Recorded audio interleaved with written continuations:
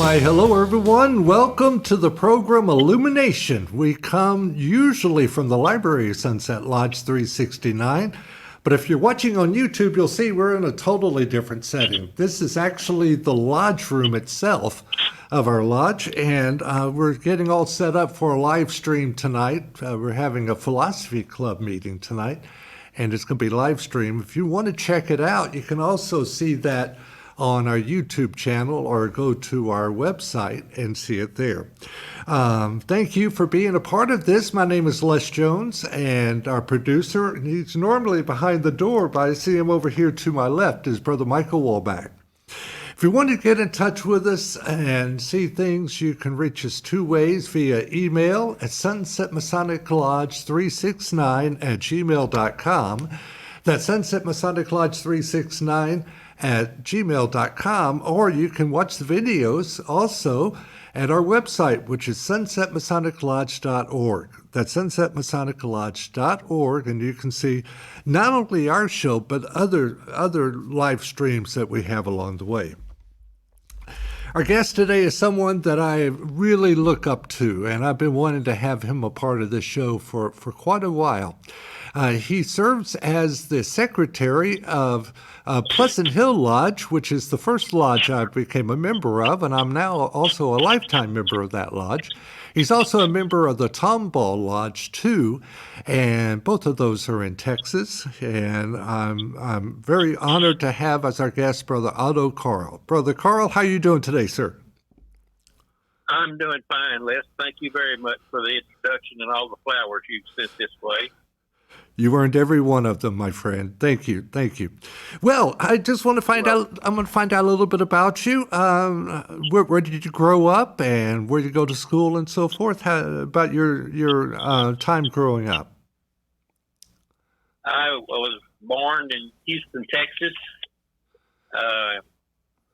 Grew up on the north side of Houston. Attended Houston Independent School District schools and the University of Houston. I spent some time working for AT&T. Went to a lot of management classes there, and that's about the extent of my education, right? My formal education. Right. I've learned a lot in the School of Hard Knocks. That's the best one sometimes, isn't it? Yes, it is. The experience right there in and of itself. Well, yeah, you've been around the area for a while. You grew up there and so forth. How did you first find out about Freemasonry? My dad was a Freemason. Right. My grandfather was a Freemason. About half of my uncles are involved with Masonry. Well, they're all gone now. Right. And that's how I knew about it. I am now a senior Demolay. I have been in Demolay 62 years. Wow. Yeah, so Masonry was a big part of our family and still is. So you grew up around it? I did. What did you think of it when you were a kid? And your first recollections of what type of impression it made on you? Well, it always made a good impression on me, but we are Masonry at that time was still in the closet. You know, they didn't put signs on their cars, at least here in Texas. They did wear rings, but no other Masonic jewelry unless it was a tie-tack, and didn't wear shirts with a square and compass on them.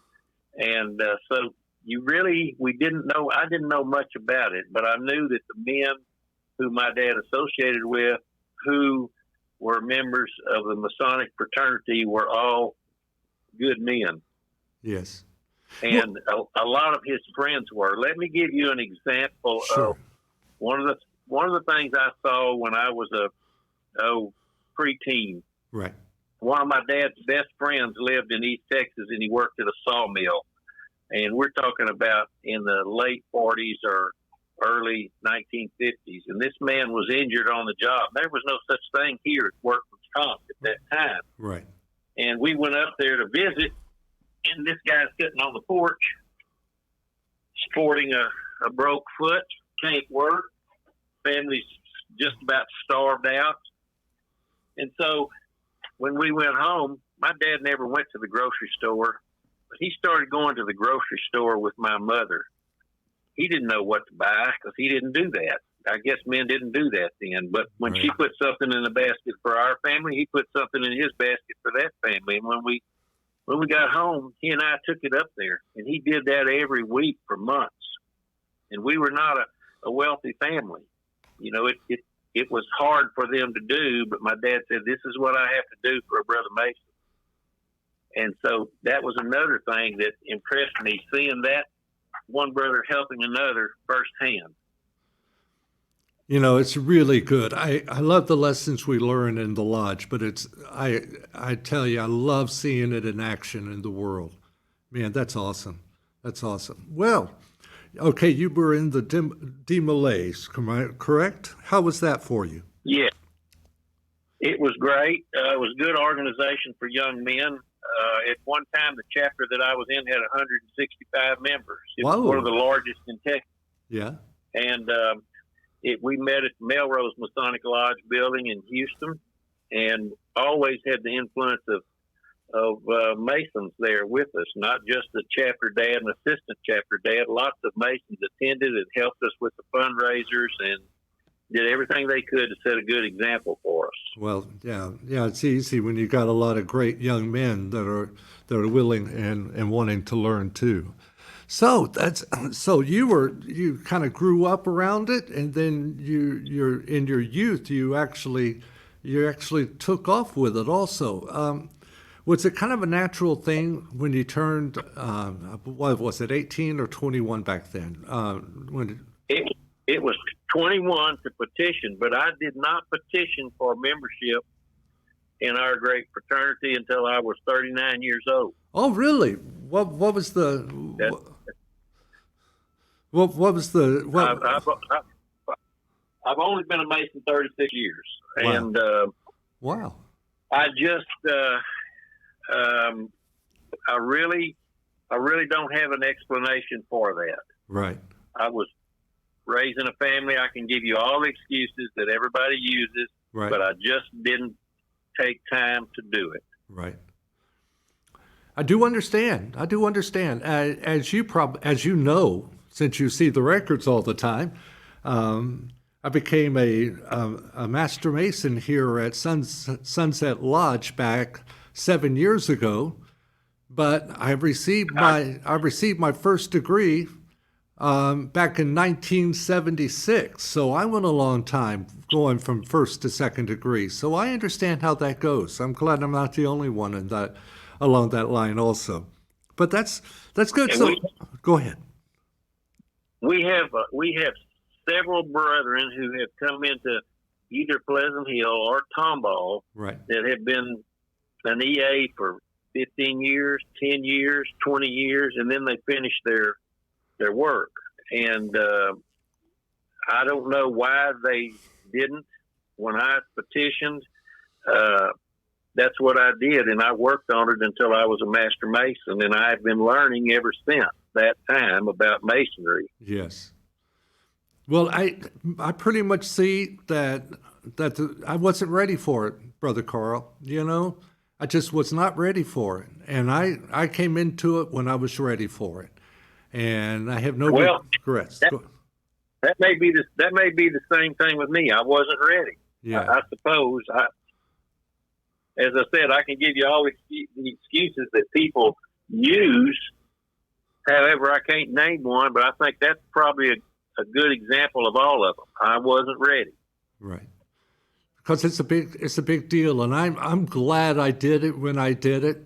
You know, I've been taken in with what I consider to be one of the best lodges in the country, if not the world. And we're a tight bunch here, and I'm such an honor to be a part of this, and came to the right place at the right time. Okay, I'm going to take a little break here to remind everybody that this is the program Illumination. We come from usually the library of Sunset Lodge 369, but because of a special event we're holding tonight, we are now recording from the actual lodge room. As you can see, the background is all different if you're watching on YouTube. And if you're listening on one of our podcast sites, it probably sounds a little different too. My name is Les Jones, and our producer, Michael Wallback, is usually behind the wall, but he's just over here to my left right now. If you want to reach us, get in touch with us. We'd love to hear from you. The email address is sunsetmasoniclodge369@gmail.com. That's sunsetmasoniclodge369@gmail.com. Or you can reach us at the website, which is sunsetmasoniclodge.org. sunsetmasoniclodge.org. We love to hear from you at any time. And Brother Michael, I forgot to start my timer, so can you give me a 5 minutes heads up before we go? Okay, good. All right, and our guest is probably one of the men who I really look up to at my home lodge in Texas. He's a member of the Tomball Lodge along with the Pleasant Hill Lodge out there in the country northwest of Houston. And his name is Brother Otto Carl. He serves as the secretary of Pleasant Hill Lodge. Okay, Brother Carl, we've kind of gotten into, you finally have petitioned. And what were you thinking before you actually got in? You were around Masons a lot, and you did stuff around Masonry. What was your thought about going into your first degree?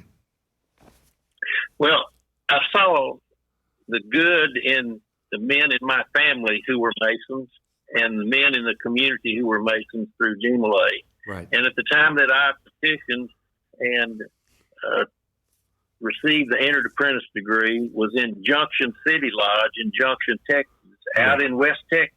Wow. Okay. And all of the good men in that little town and the good ranchers out there, the population was only 400, wow. Were Masons. And I just decided one day it's time for me to do it. So I asked for a petition and hoping that Masonry would be good for me. And I cannot tell you how good Masonry has been for me. Yes. Other than my family and my church, there's nothing that I love more than Freemasonry. I'm involved with it, not only as secretary of Pleasant Hill Lodge, which I've been for 10 or 11 years. I was going to say, yeah. I've been the treasurer at Tomball for 13 years. I've been master at Tomball twice, Pleasant Hill once. I belong to Washington Lodge number 18, which meets in Navasota, Texas.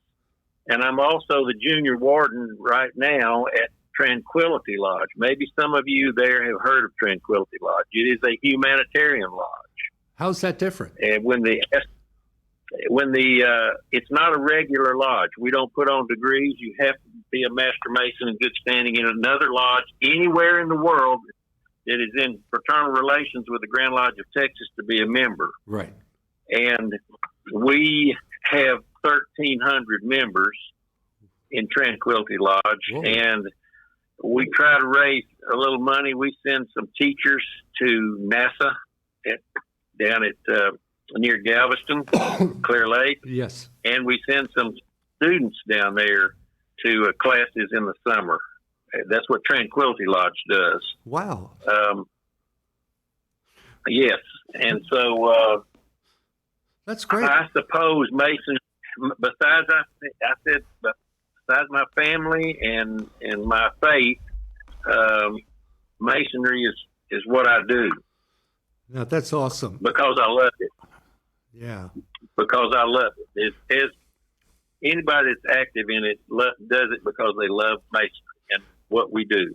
That reminds me so much of during my master's degree.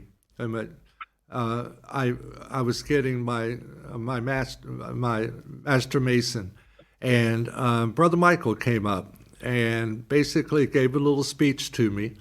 And basically, he says you get out of it what you put into it. And no wonder you get so much out of it, because you put so much into it, brother. Well, I do get a lot out of it, and I don't mind what I put into it. I'll tell you that I tell people that I'm a Blue Lodge Mason. I was a member of the York Rite bodies, the Scottish Rite bodies, the shrines, and I decided that I didn't attend any of those meetings, so I demitted from all three of those organizations and spent all my time with the Blue Lodge. You know, and that's just what I am. I'm a Blue Lodge Mason. You know, we have work on the charity. Yes. Well, that's something Brother Michael You know, and I have talked about a lot, is, you know, a lot of people think that those other degrees are above Freemasonry, so to speak. And, you know, Brother Michael really has taught me over the years that there's nothing higher than a third degree Mason. Well, there is one thing higher than a third degree Mason, and that's a past master of a Blue Lodge. What do you think, my friend? I don't think that just because I'm a past master makes me a better Mason, or that that's a higher ranking than just a Master Mason. I don't feel that way. Right. I still have one vote. You know, I still have one vote. The only difference is that I'm a member of the Grand Lodge of Texas. I don't know how your Grand Lodge is set up. Right. But here, all past masters are a member of the Grand Lodge. Okay. And so I get to vote there, and I serve on Grand Lodge committees. Thank goodness I'm going to be going out, and I won't be back on one in January at our Grand Lodge session. I'm 75 years old, and I'm kind of ready to slow down a little bit with the traveling. Right. But I will probably do Masonic charity work here in our towns, our area, as long as I'm physically able. Right. Now, I'm gonna look at Brother Michael. You don't have to. Yeah, if you want to come in on something like this, see what you think. Is that how we operate on the Grand Lodge of California about the Master Masons having a vote? I don't think so. Do we? Well, it's really not all that different, Les, in the sense, and I'm not quite sure if it's quite the same as what he's talking about. But here in California, each lodge gets 4 votes, and the master gets a vote, the 2 wardens get a vote, and the past masters collectively get 1 vote. Okay. So, in fact, we are definitely considered part of the Grand Lodge, but it's not an individual vote, it's a collective vote. There you go. Real good. Thank you. Well, all right. Texas is different from that. Each lodge gets 3 votes, 1 for the master, senior warden, and junior warden. And every past master who attends Grand Lodge in Texas, every Texas past master who attends gets a vote. All right. And there have been times that I've had 4 votes. Senior warden and the junior warden didn't go, and I was master of the lodge and a past master, so I had 4 votes. Wow. Okay. And that happens a lot here. Of course, I don't know how many Masons you have in California. We're down to about 70,000. Oh wow. Okay. And we'll have about anywhere from 3,000 to 5,000 attend Grand Lodge, and our building will seat that many. Wow. Wow. Okay. Well, I want to get into it. Here you are. You've waited a long time. You've had such a history with Freemasonry, and now you have done your first degree. What was it like after you did your first degree? After all that time, what did you think? Well, I was quite impressed with it, and I was eager to learn. And I don't know how your work is there. We have I forget what the name would be for a code book here now. Right. There wasn't one back then. You know, you learned it like we're supposed to from mouth to ear. Right. And there's a lot of work, like 3,000 words in the Entered Apprentice trial lecture here. And so you had to stand examination, and all of it at one time. Now it's broken down, try to make it easy on the brethren to get it. Right. First section, second section, third section here. I don't know how y'all do it, but, I was quite impressed with it and learned a lot. And some places they make Masons in a day. Right. I don't know how these guys learn about Masonry if they don't have to learn it. Yeah. That's something we've been talking about that. It just seems like that we've kind of sanitized Freemasonry down to the point where it's pablum almost, you know? Yes. And, you know, Yes, we go ahead. I'm sorry. we have. Well, I'm going to get off this subject. We'll get on another subject when we get through with all 3 degrees. Okay, real good. Okay, so that's your first degree, and long time coming, and you finally did it. So there's onward and upward. What was the second degree, brother Carl? Is my favorite one. And what was it like after you finished your second degree? You know, a lot of us think the second degree is and the lecture may be the prettiest of the degrees.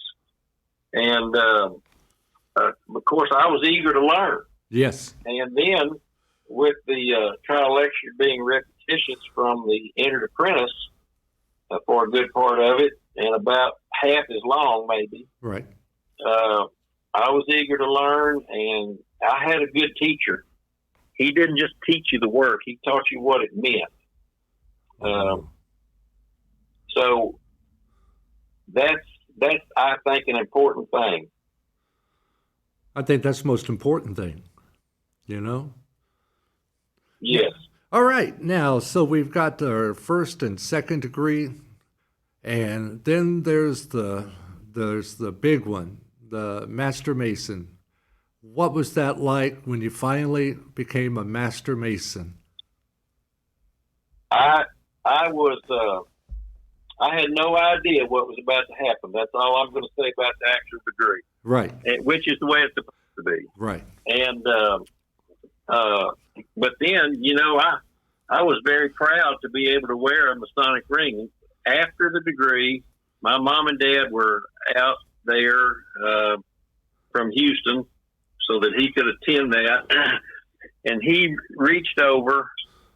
When we got to my house, he and I were talking. He reached over and took off his Masonic ring that my mother had given him in 1938, 5 years before I was born, and handed it to me. And he said, "This is yours now."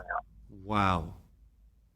And I still have it in the safe. I don't wear it now because I wear a cheap one, and I'm not saying that's an expensive ring. It's just one that I don't want to take a chance on losing. Yeah. Its value is far more than the material that it's a part of, by far. I got to tell you, it was really great because for my third degree, Dad and my stepmom, Ola Jean, flew here to Santa Monica to be a part of that for me. And Dad was the chaplain, and he was a part of the couple more parts of the ceremony, and it was really good. And what I loved was at the end of it, Ola Jean came in, and we met at by the altar, and she presented me my ring, and it's one I wear with pride, and very honored to have it. And she did a great job. So you talk about everything you've done for Freemasonry. Tell me a little bit about this, because you went a long time away from it. You spent a lot of time with it, and you spent time away from it. What is the growing value of being a man growing in Freemasonry to you? Let me say this. This is going to be off that subject a little bit. That's fine. I think we have some very important things that we as Freemasons must do, those of us who have been here a while. And I still learn about Freemasonry. Yes. But I teach some classes or hold some forums about Freemasonry, what it means, what we do, how we do, etiquette, protocol. I teach one class on petition investigations. And I tell these men, and some of them have been there a long time, the most important thing you can do for Freemasonry, in my opinion, is be careful who you recommend to be a member of our fraternity. That's number one. Be careful when you sign that petition of who's there. They don't understand that when you sign that petition, you're vouching for that man's good character. Yes. A lot of people, a lot of brothers don't understand that.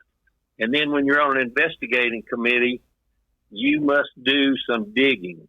And I teach a class on that. Then etiquette and protocol. And here's my thought. If we don't teach these young Masons how our system works, how our fraternity functions, it's going to go away. And we don't want that. No. We don't want it to be like joining the Lions Club or the Rotary Club. Yeah, it's not the same. And I'm not speaking down about those organizations because I have been a member of both of them. Right. But our fraternity is special. It's one of a kind, and we must teach people to keep it that way. Have you ever thought about... my, yeah. Go ahead. I'm sorry. No. That's just the way I feel about Freemasonry. Sure. It's special. We need to keep it that way. We can't change with the times that are we see changing about us now. This is something special. At least it is to me and to most of the people I know. What do you see about the future of Freemasonry? I see it as being good. Our lodge in Tomball has 24 EAs working right now. Wow. Awesome. Yeah. Well, tonight putting on a Masters. They have 3 fellowcrafts going to turn their work in tonight, and then we're going to put on a Masters. But the next 2 Tuesdays we'll put on 2 more Masters, and we voted on some guys at the last state of the meeting. It's always that way in Tomball. We raise anywhere from I would say 10 to 12 to as many as 18 Master Masons in a year, and what surprises me, when I moved my membership to Tomball Lodge, it had approximately 250 members, and that was about 30 years ago. We still have 250 members. People die. Right. People move away. Some just, they just go away. Don't know what happens to them. They won't tell you. But Tomball is a very active lodge. Pleasant Hill, on the other hand, the average age of the members at Pleasant Hill Lodge is 64 and a half years. Oh, wow. Okay. But we have several like your dad that are in their mid to late 80s that are there at every meeting and still work when we have a fundraiser. That's right. That's right. And Bill Jones is probably the most active 80-year-old that we have because I've been to Mississippi to the same functions he has. Right. Because I have cousins over there, and then he and I know people over there now just from going over there to visit. Yes. But Pleasant Hill's not as active as far as making new Masons, but it's a very active lodge. And let me tell you, I don't know if your dad's ever told you, Brother Jones, but yes. Pleasant Hill Lodge in the last 7 years has given over $130,000 to our volunteer fire department that we've earned through fundraisers. Wow. And our age group, again, is 64 and a half years. You're doing a great job. Well, Brother Otto, that's great. I appreciate everything you do. I appreciate the spirit that you bring to the lodge, and I appreciate your support. And thank you for all you do. This has been the program Illumination, and I'm Les Jones, and the producer has been Brother Michael Wallbach. You can reach us at our email address. That's Sunset Masonic Lodge 369 at gmail.com. Sunset Masonic Lodge 369 at gmail.com. Till next time, you guys have a great one.